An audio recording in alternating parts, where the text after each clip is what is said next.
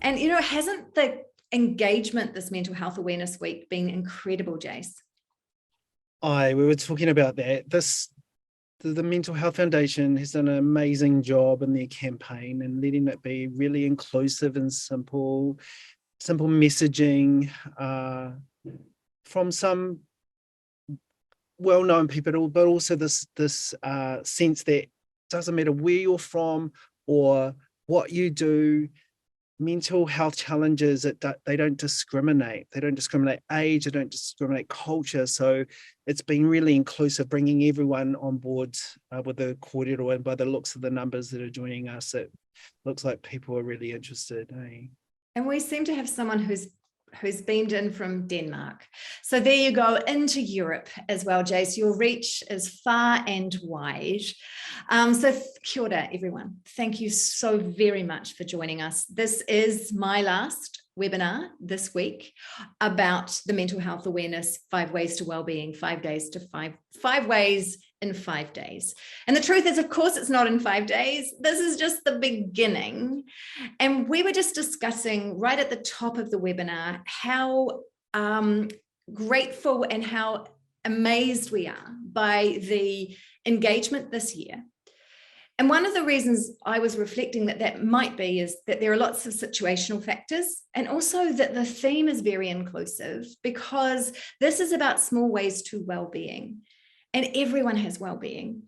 So by way of introduction, I'll just remind everyone that well-being is on one continuum from languishing to flourishing. Languishing is when you feel blah. It's when you get up in the morning and it's like looking through a windscreen and it's had salt sprayed on it. We've got some people from Hawke's Bay, you will know what I mean. I remember having that salt spray when I used to park the car down by Marine Parade. And also flourishing, which is at the other end of the spectrum. It sounds amazing, but really it's, and also a bit aspirational, but it's really just feeling good and functioning well. And we all are really entitled to feel good and functioning well. And on the other continuum, because we work on the dual continuum model, there is mental health. And mental health is from no symptoms of mental health all the way through to serious symptoms of mental health. And the well-being continuum is really influential on that mental ill health continuum. And so if we're looking after ourselves in small ways every day, we know it is protective. It also can be, if not curative, it can make you feel better. If you have been diagnosed with a mental health condition, you can still have flourishing mental well-being. And that is an awesome thing for us to know. And that feels like, wow, that's great, but how? And what I love about the 5 ways, which we are going to discuss with Jase, is it's for everyone, and everyone is different. So kia ora, Jase. I just wanted to ask you if you'd like to introduce yourself, because I always feel like it's best to introduce yourself.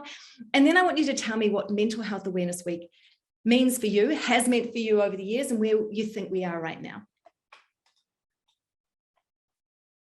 Kia ora whi, tēnā koe mo te karanga mai kia ai, ki te nohi tō taha, kia horapa ai e tihi mātaurangi e pānei ki te hauarahi ngaro. Thank you so much, Fi, for having me here to share knowledge and ideas about this Mental Health Awareness Week and beyond.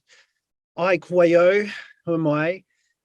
Ki tēnei waiwai on this leg, ka tūau I runga I te whenua o Ngāti Apa. On this leg, I stand on the land of Ngāti Apa in Rangitike, ai te taho tōku papa on my dad's side. Ki tēnei waiwai, ka tūau I runga I te whenua o Ngāti Te Whare Tapa. With this leg, I stand on the soil of Ngāti Te Whare Tapa in the Taupo region, I te taho tōku mama on my side. And I, nōku te honore nui ki te kōrero, ki te wānanga I te rangi nei, mō ngā mea hauora katoa. I really feel honoured to be able to speak about these things that are so important to us. We both know this, Fi. What does Mental Health Awareness Week mean to me? Well, I have just been overwhelmed by something that has always been so close to my heart, and I know to your heart, and I know to Groov's heart. I'm at the Groov offices, by the way. Something that has been close to my heart. I've seen this real, as you've already discussed, interest in something that once upon a time may have been taboo to some people. They might not have wanted to talk about mental health because it may be dark, or it may take them down a rabbit hole that perhaps they don't feel they're ready or safe enough to do. But like I've already said, the Mental Health Foundation's done a really beautiful job about making this once upon a time taboo subject accessible, putting it in a way so that it's quite personal. It's a way that people can, over the 5 days, in simple ways, can look at their own mental health and well-being without it feeling yuck or taboo or untouchable. Like simple things like today's about learning. And here we have 627 people, including you and me, here learning and sharing knowledge. And that's that, you know, where else would you get that?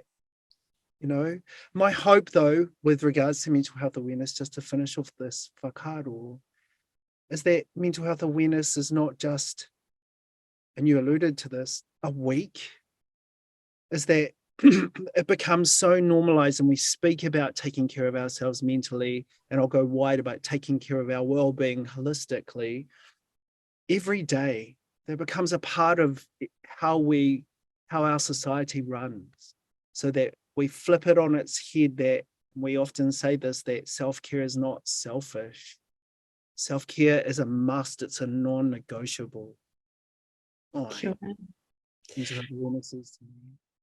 And on that note, the idea that we are aware of our well-being on every day is really important. And it's important because if we're keyed into how we feel, we know what we can do to top up and recharge.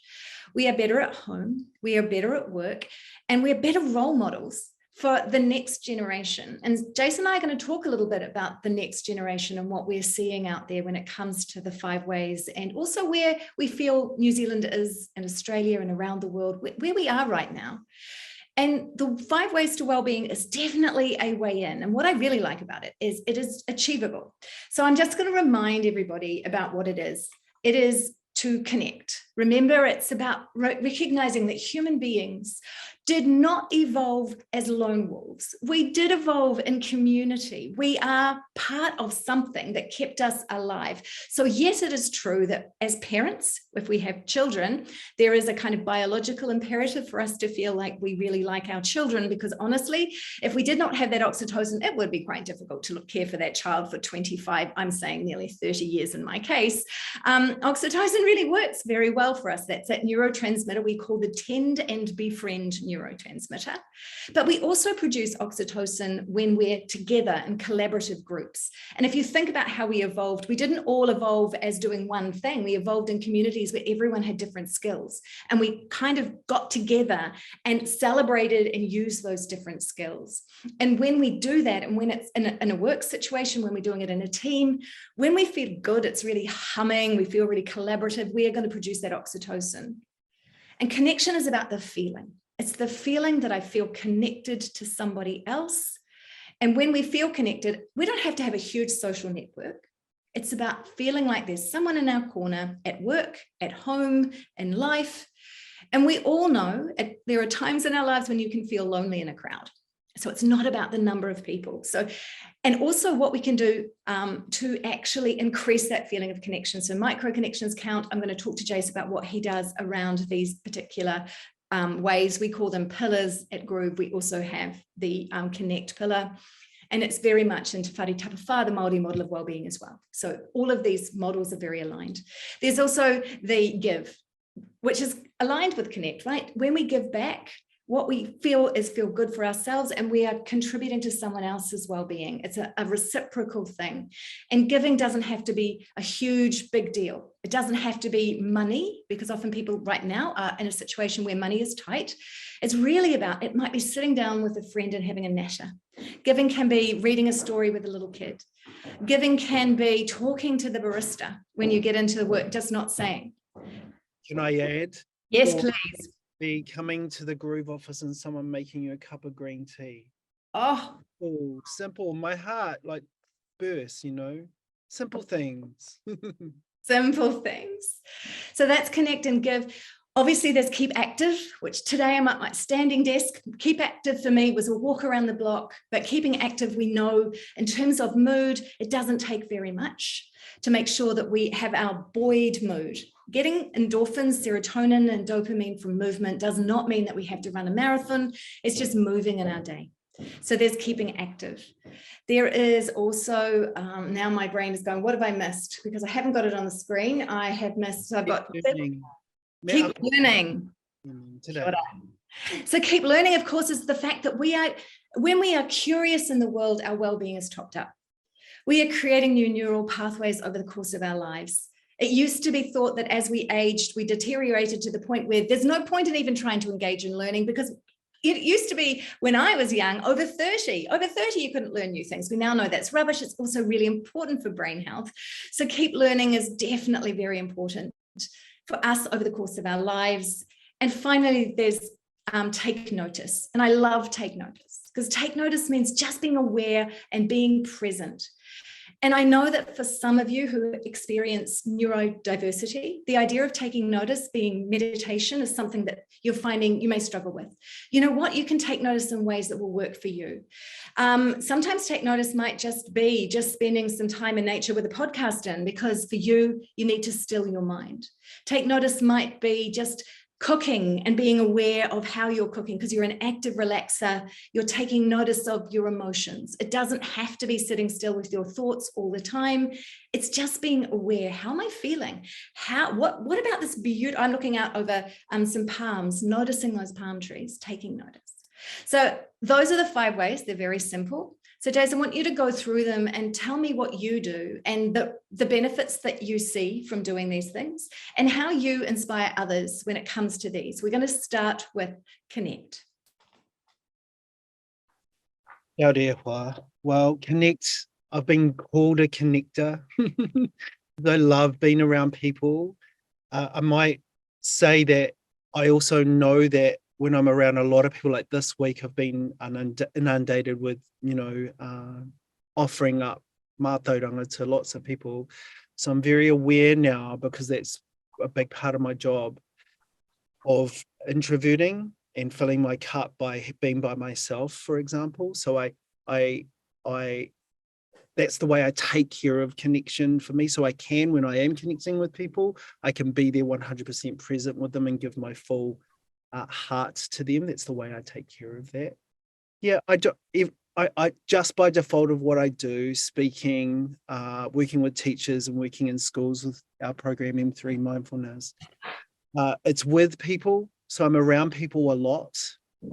So that balance piece of introverting, I call it, my friends know, for example, there's something going on tomorrow and they invited me to it, because I'm aware that I've had a big output of being around people this last week. I said to them, I won't be there. I'm sorry, I'm introverting. They fully get it. And the next time I catch up with them, it'll be quality time.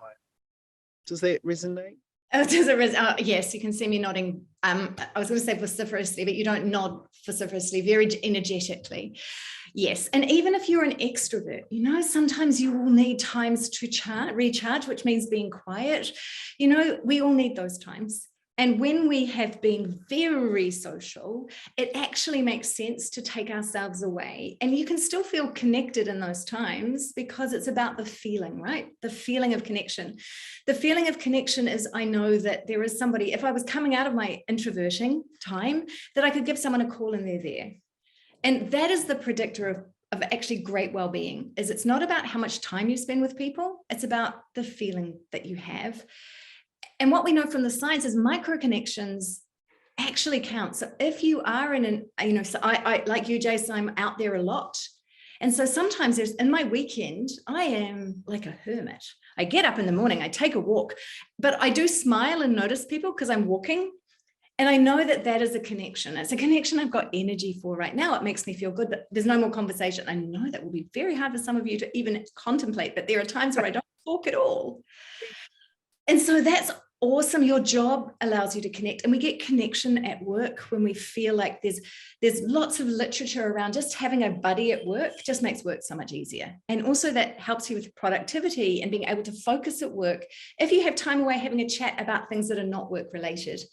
So I know that at Groov, you're in the Groov offices, people will probably have been mingling when you first arrived, not talking about, well, kind of peripherally about work, but getting to know somebody outside of work and understand them as humans actually really helps us feel good and function well at work and at home.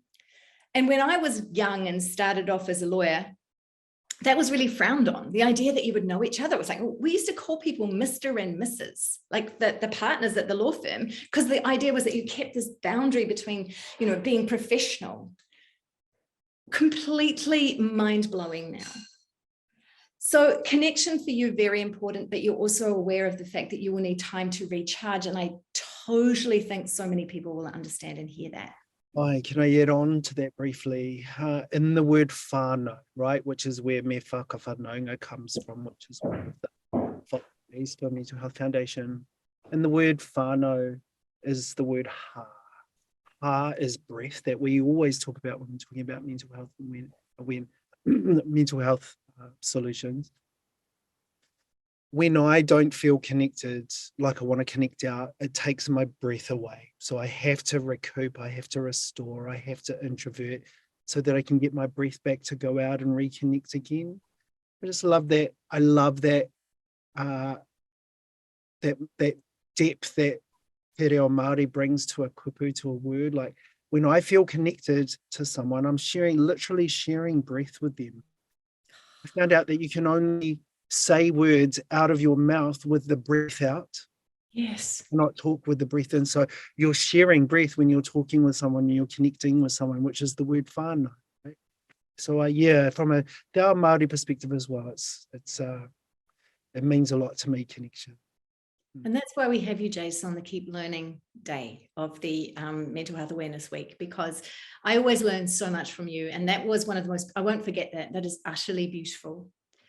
So we've got, and I think related to connect is the idea of give. And I know that a lot of people can feel overwhelmed. I think I touched on that. Sometimes it's like, I just feel like and we're going to talk about it, the idea that people feel really full to the brim right now, that they've just kind of, I don't know, there's a lot of conversations around feeling to the brim and feeling like they're just about to tip over. And I'm hearing that a lot. It's like the sentiment is, if I have one more thing, I just don't know how I'm going to feel. And so giving can feel like that's one more thing you're asking me to do when I'm at capacity. So let's talk about give and talk about it also in the context of how people are feeling right now. This idea of give, excuse me, I'll use it in the context of the work that I do in schools, if that's okay. Perfect. This idea of give, and you can, I see teachers, I work with teachers, and I was just at schools yesterday. So I work with teachers a lot, and they are asked, these days, teachers are asked to be more than just teachers. They're therapists, they're counsellors, they're sports coaches, they're Uber drivers, they're bringing food to school for kids that don't have it. So they're going above their pay grade, which is not, if you ask me, not enough for what they have to do as teachers. They, in other words, say all that is that they give a lot. Yeah. And so the cost of that, if you're not replenishing that output, right, is that you are left empty. And so there's no way that you can connect powerfully. So yesterday when I was at a school, I asked a teacher, how are you? And she literally, I showed this to you before in your eyes, Fee was like, she's like clawing the walls, barely holding on to the end of today, which marks the end of term 3. She was like, I said to her, oh, you can't wait. You've only got 24 hours to a holiday tomorrow. And she said, no, I'm waiting for the Christmas holidays. And so that is a state of where we're at, I feel like in schools, because I know that for schools. But also that's the ultimate cost of giving and not replenishing yourself, not nurturing yourself. When I think of give, and Mason Jerry says this really beautifully, I heard him say, the creator of Te Whare Tapa Whā, that if you're not giving from an empty cup, for those people who think that taking care of yourself is selfish, he said, consider this, it's more selfish to give with an empty cup. Yeah. So I just want to highlight how important, and I've felt the cost of that myself, having been burnt out 2 times and almost leaving this industry, because I was like, this is, you know, because you've been in this industry as well, like wanting the best for people, for their well-being. It came at a cost for me. I was burnt out because I was giving so much, but actually wasn't being the walking, talking example of what it is that I'm sharing with the world. So it really switched. I'm even more of a warrior, you might say, of well-being, because I know if I'm not well, then my words don't hold any mana when I'm teaching well-being tools to people.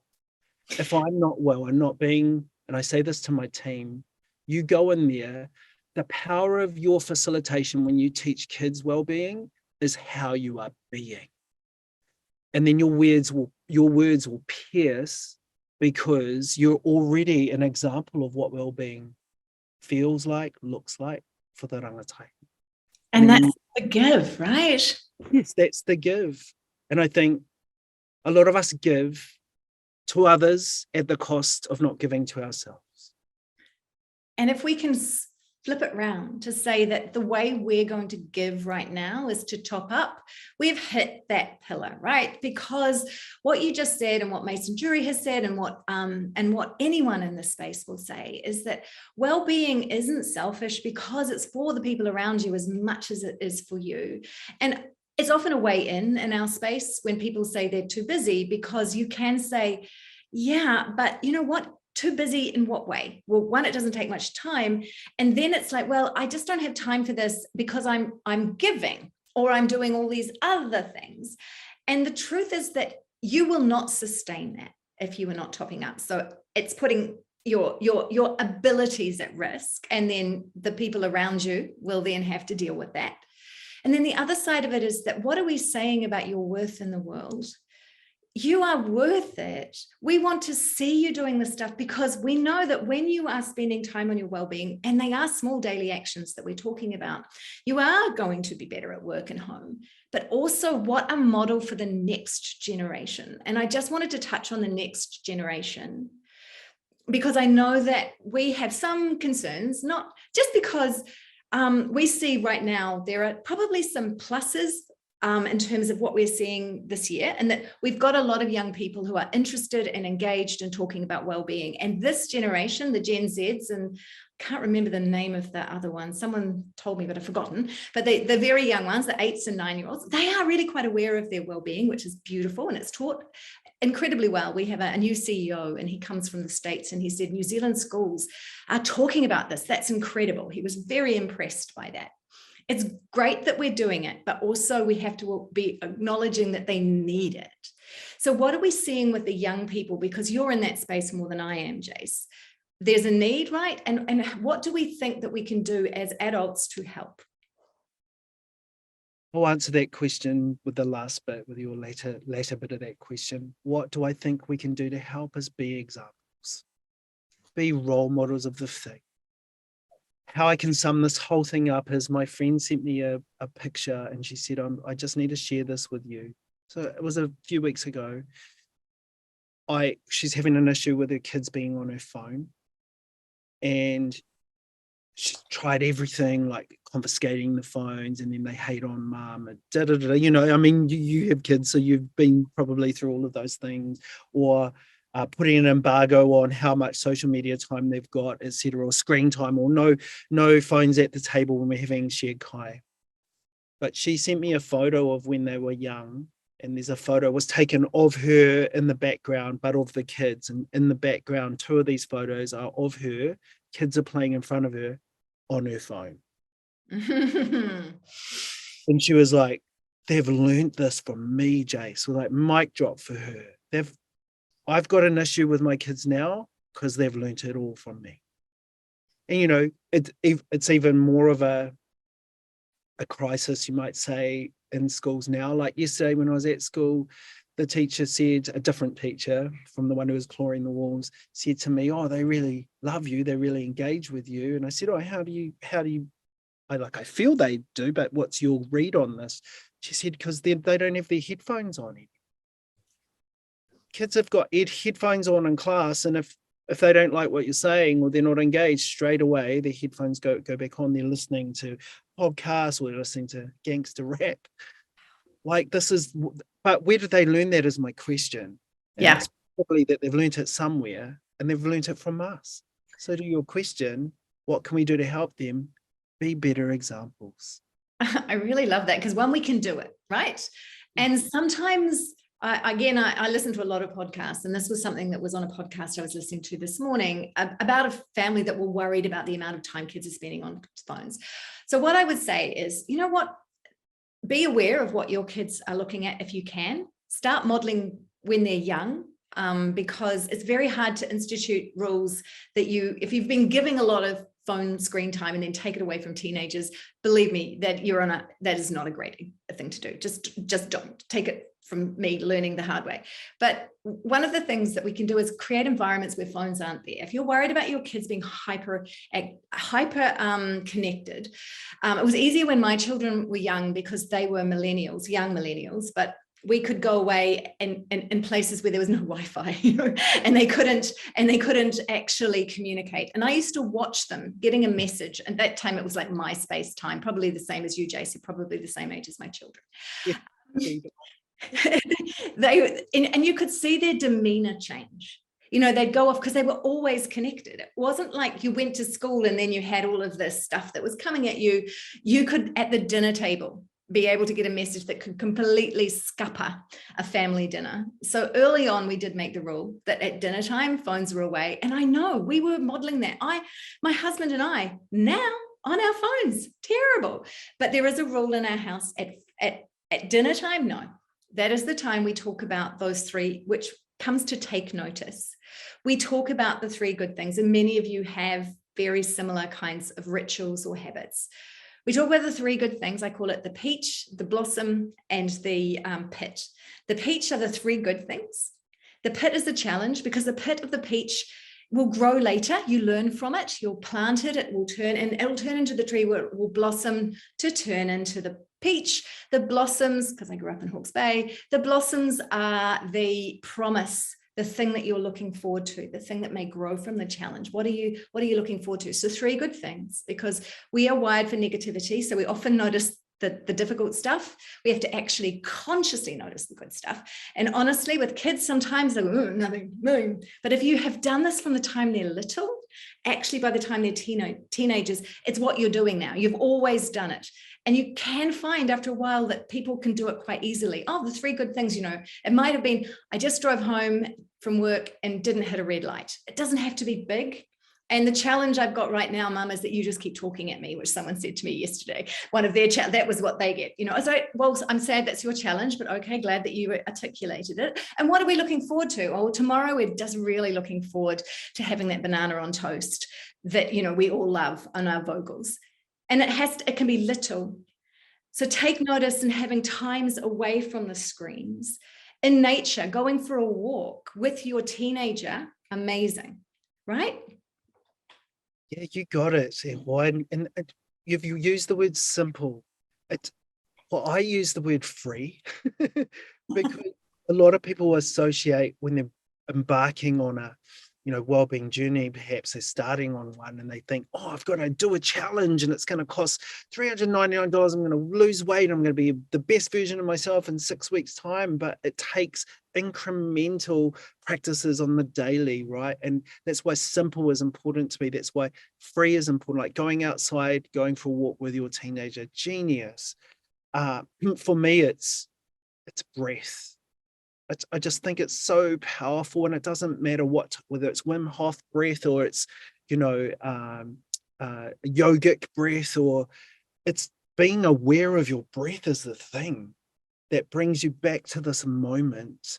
I use the word heart again, and I use this. I was very privileged to be part of the Mental Health Foundation campaign this year for mental health awareness. And I was the pillar for paying attention, me aro tonu, which we're talking about. And the word aro is to pay attention, as we know, and ha is breath. So when I think about paying attention, it's aro ha, which we know to mean love, but to pay attention to the breath. So simple and free, and free. When I pay attention to my breath, I'm giving myself love.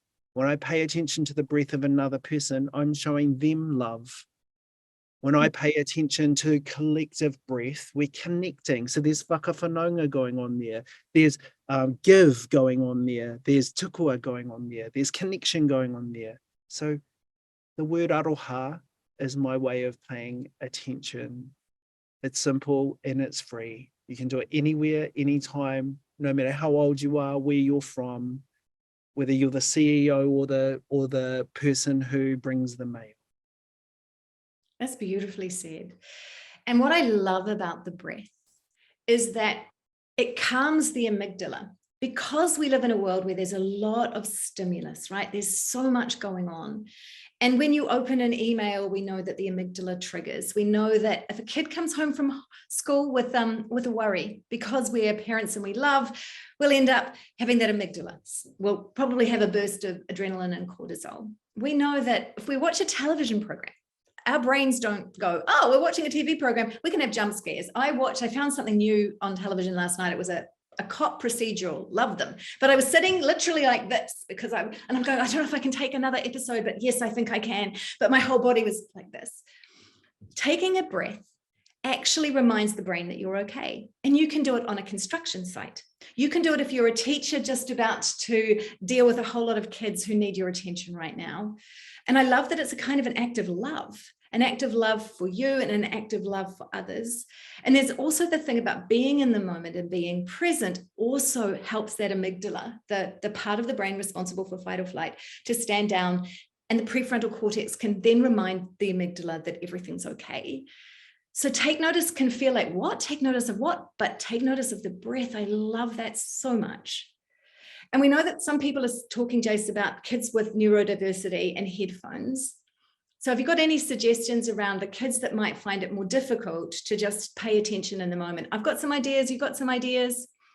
Yeah, thank you. Can I add on to what I've been saying is that, and I think we're heading this way anyway, is these are just things that work, and I've seen work because of the type of work that I'm doing out there, but some of the things that I'm speaking about may not work for you. So I think the key message to this, and that's why I love these holistic practices, the 6 ways that Groov has, Te Whare Tapa Whā, the 4 walls, the 5 ways that we've been practicing this week for mental health awareness, is it's holistic. And it means that you can try things and find the things that work for you. So for paying attention, meditating is something that I do every morning. It's a non-negotiable, but for kids who are neurodiverse, getting them to sit still and close their eyes is not a thing that I would get them to do. So one of the things that we do for our neurodiverse kids is we get them to count. Like if they're heightened, one kid who has ADHD yesterday, like really end of the spectrum, he had to share a pūrākau with the bubbas at the kindergarten that we were at.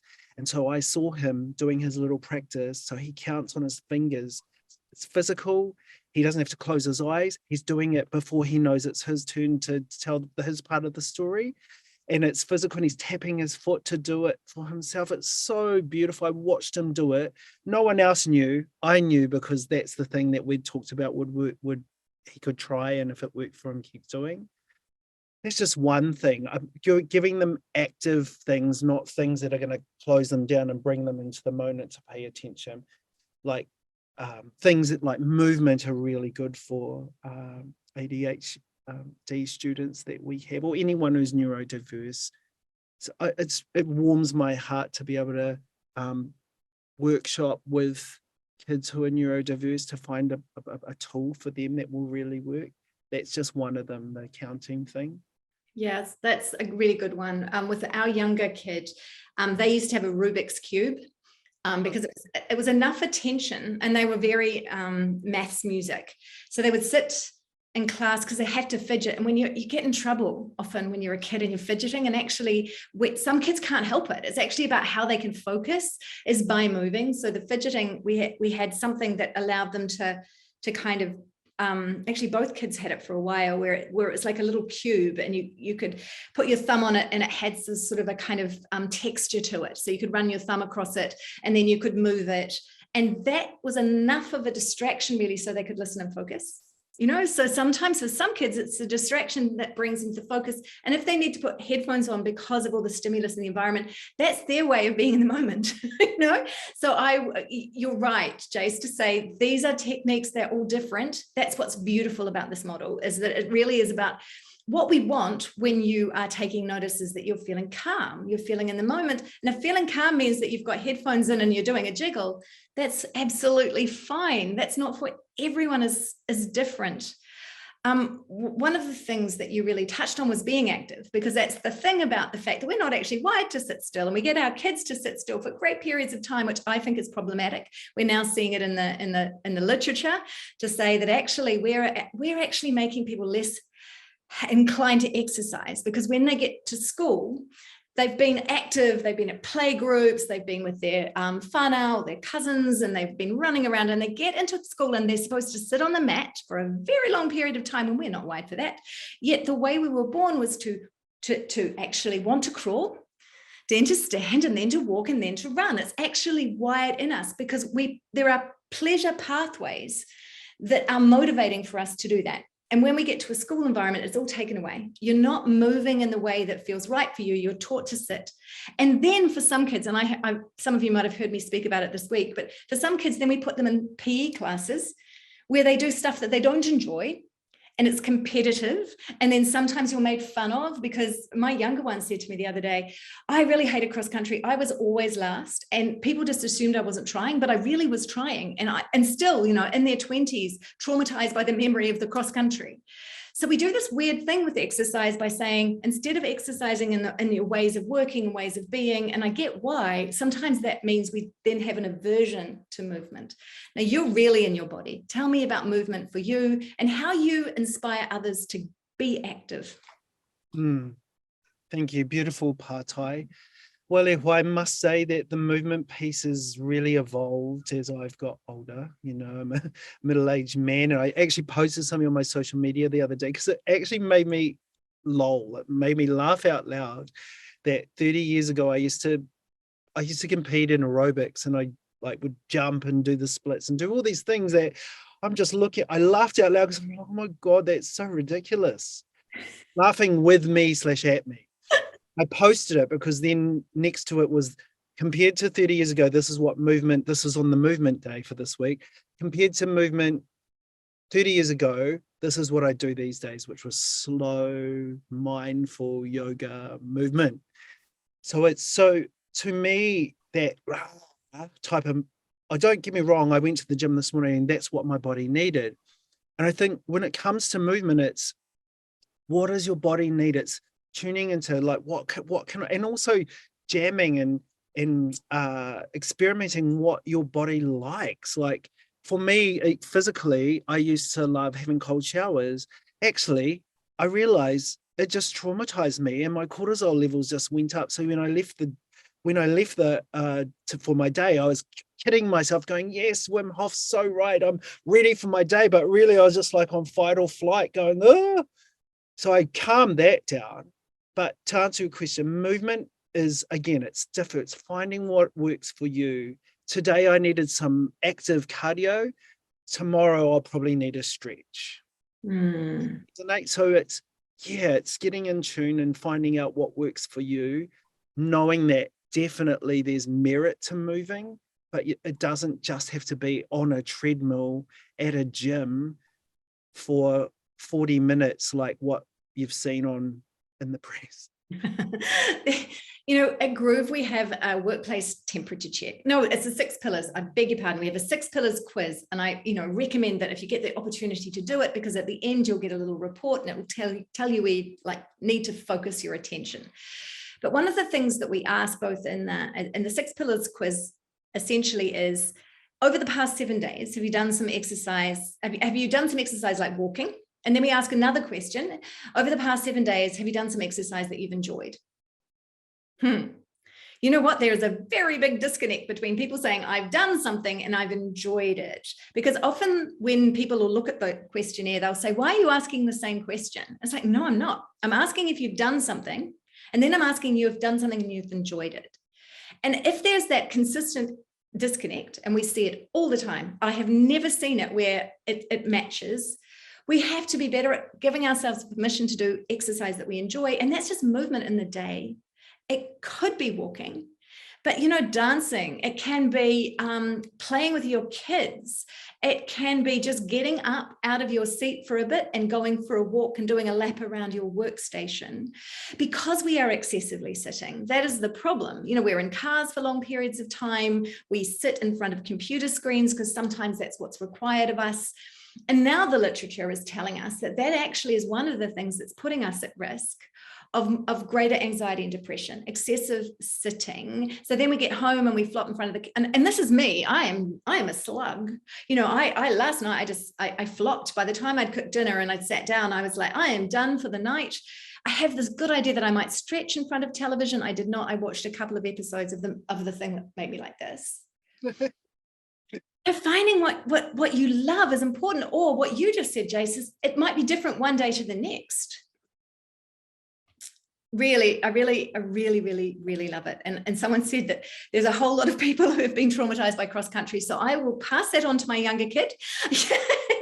And everyone sits around and notices as where you come in, and you're given in New Zealand, you're given your placing, which I'm sure is great if you're somewhere in the middle of the pack, but towards the end, it's not the most fun. And so that brings me to our last pillar, or last way of well-being, which is keep learning. Nobody keeps learning like you, Jase. What have you found the benefits of keeping learning? What does it look like for you? And how do you embrace it and help others understand the importance of it?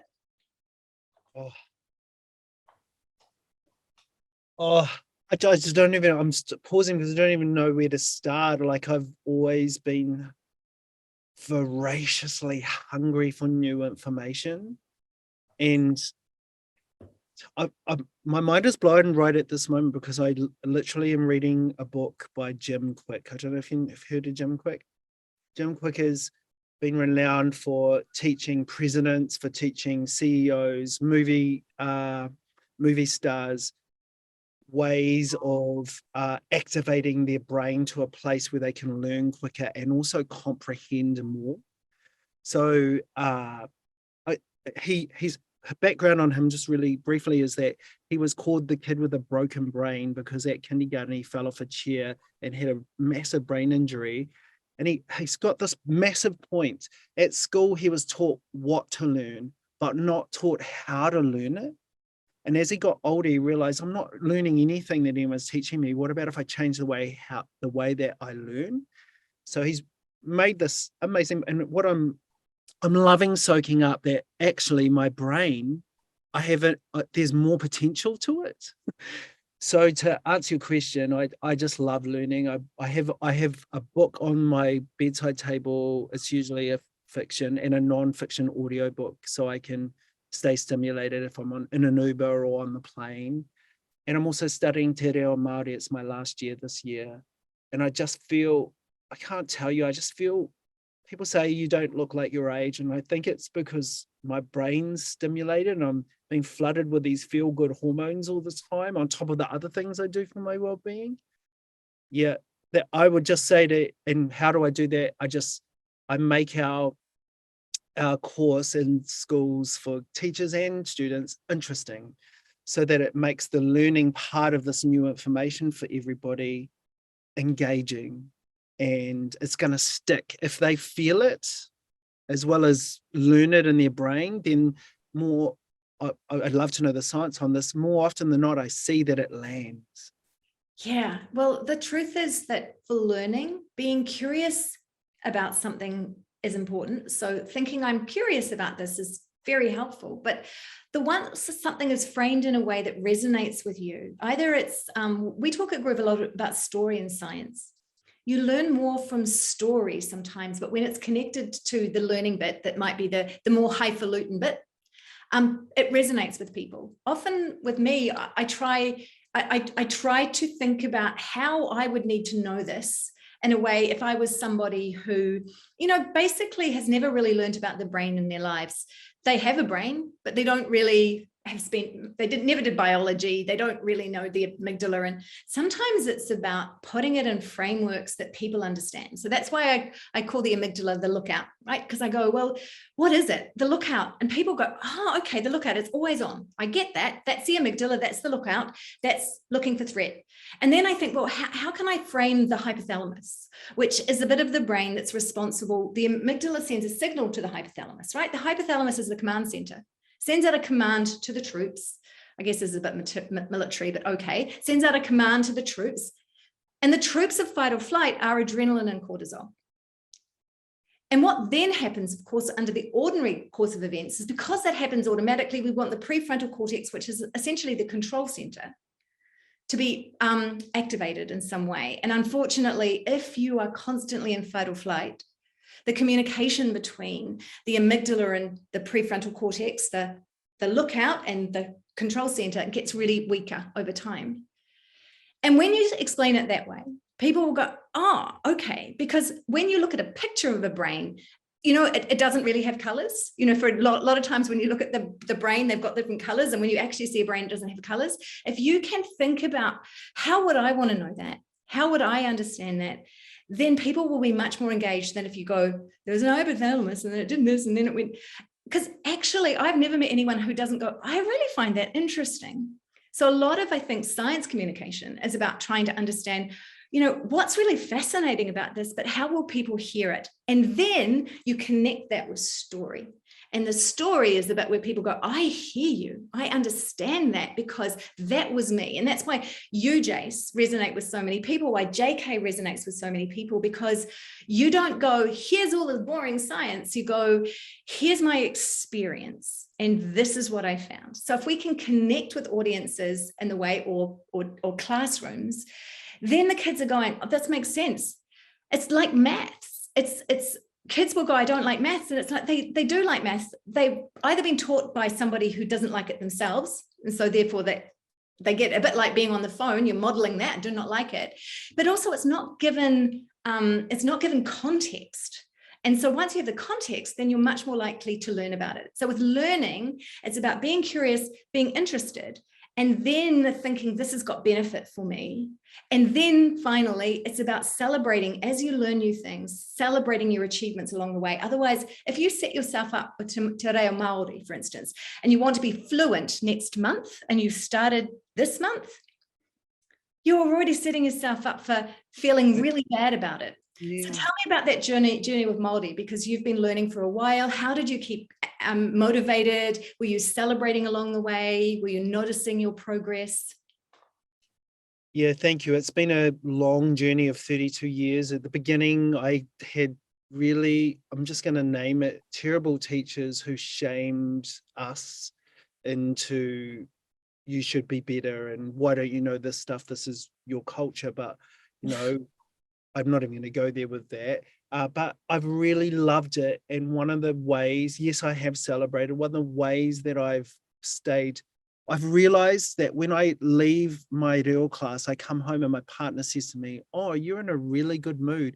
And I want to talk about what's gone on at the class, and he's asleep or about to go to sleep. It's like, okay, yes, I get it. You're really excited. And so that made me feel, so that's the release of those feel-good hormones, right?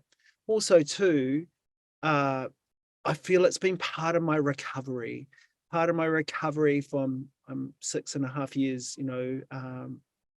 from an alcohol addiction, sober now. And so it's been part of my reclaiming myself, part of my own recovery process of reclaiming my reo, realizing who I am, where I'm from, and the importance of my language and my belonging. And what I must say, the big point I want to make is I have really gorgeous friends in my class. We're like literally a whānau. When I talk about aroha, sharing breath, when I'm in there sharing the same breath as them, and when we're speaking our reo, it just fills me up. So whenever I can, even though I had to get up 3:45 on Wednesday morning, my class on Tuesday, I still went to my class because it's a must for me. That's beautiful. And what you've just expressed was you've got that keep learning, which is very fundamental to your growth, but also that it's your connection.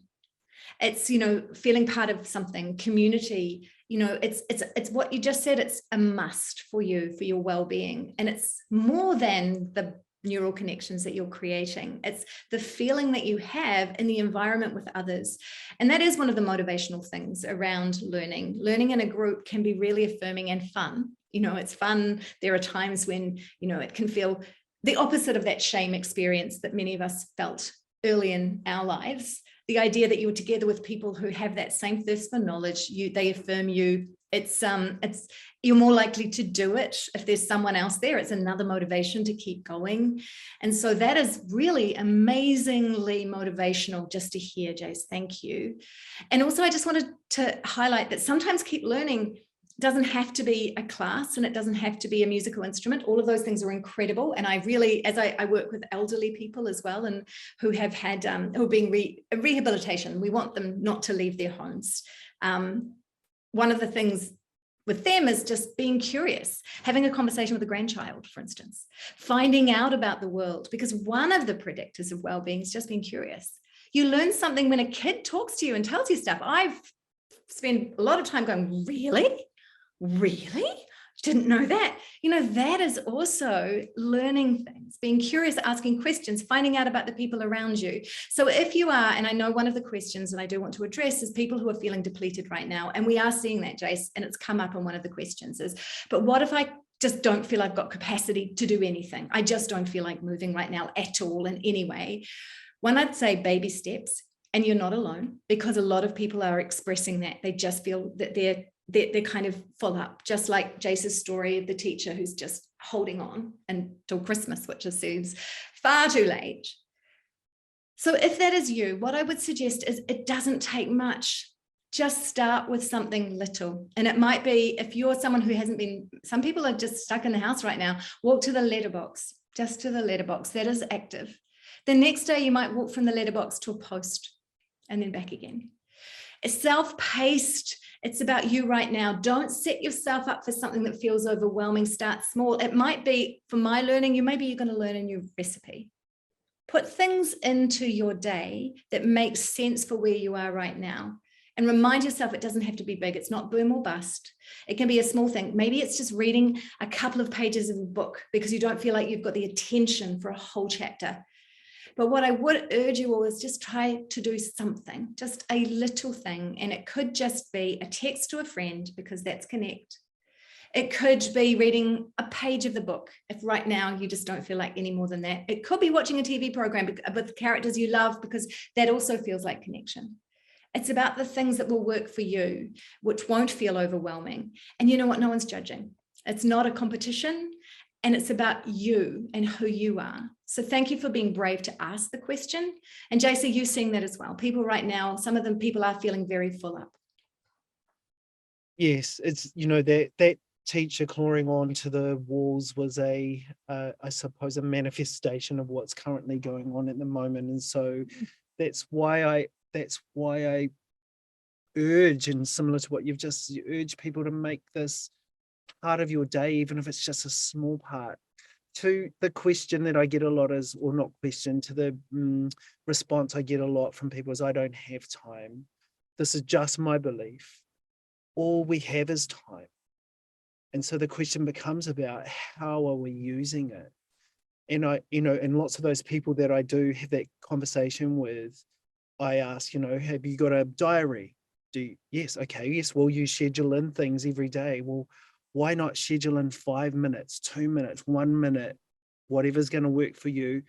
Just like you schedule in those back-to-back Zoom meetings that you willingly will put in your diary, fill that up with Zoom meetings. Rather than that, fill it up with wellbeing time. Mm.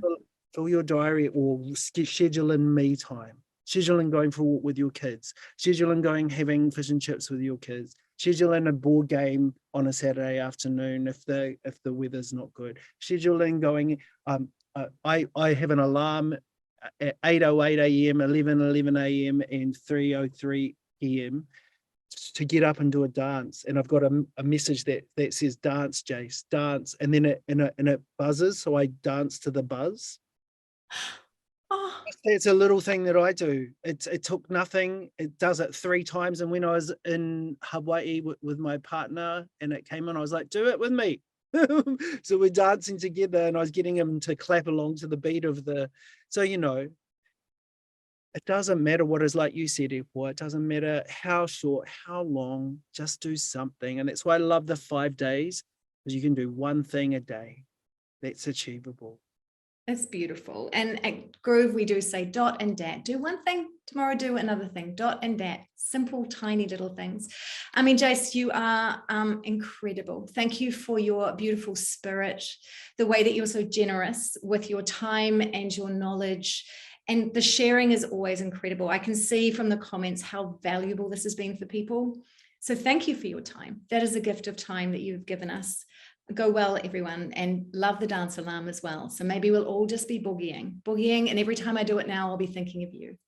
Go well, everyone. Ka kite homa. Ka kite.